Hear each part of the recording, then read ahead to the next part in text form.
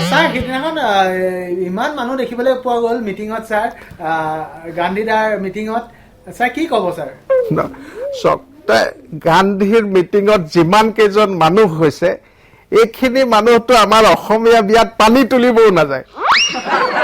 পানী তোলাৰ যিসকল এখন গাঁৱত মানুহৰ বিয়াত যেতিয়া পানী তুলিব যায় তো সিমানখিনি মানুহতো পানী তুলিব যাওঁতে লগতে যায়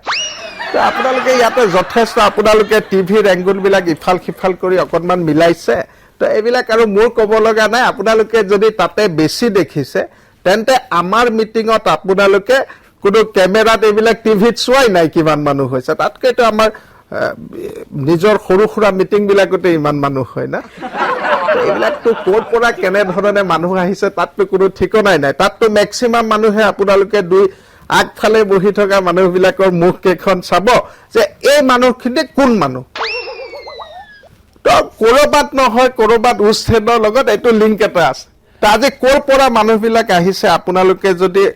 এনালাইচিছ কৰি চাই আপোনালোকে দেখিব যে এইবিলাক সেইটো চাইডৰ মানুহ ইয়াতে বেছিকে আহিছে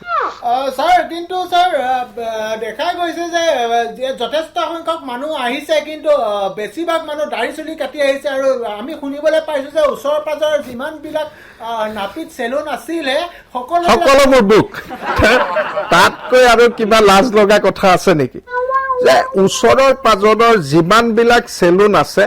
তো কোনোবাই নিজৰ লাজটো ঢাকিবৰ কাৰণে কি কৰিছে তাতে দাড়ি চুলিবিলাক কাটাই আহিছে তো ভাই বাহিৰৰ বিলাক কিমান কাটিবা ভিতৰৰ খিনিটো থাকি যাব না হয়নে নহয় ভিতৰৰ যিটো তেওঁলোকৰ চৰিত্ৰ এই চৰিত্ৰটো শেষ নহয় সলনি নহয় এতিয়া জাঠি জুং লৈ যি ধৰণে মানুহক খেদাৰ এটা চৰিত্ৰ আছে তো এই চৰিত্ৰটো সলনি হ'ব জানো আপোনালোকে কক এইকেইদিন আপোনালোকে গোৱালপাৰাত দেখি আছে ধুবুৰীত দেখি আছে যে কি এক আতংকময় পৰিৱেশ ভাই তো তাতেতো পুলিচে আজি ফায়াৰ নকৰিলেতো তাতে গোটেই পুলিচ কেইটা মাৰি পেলালেহেঁতেন হয় নে নহয়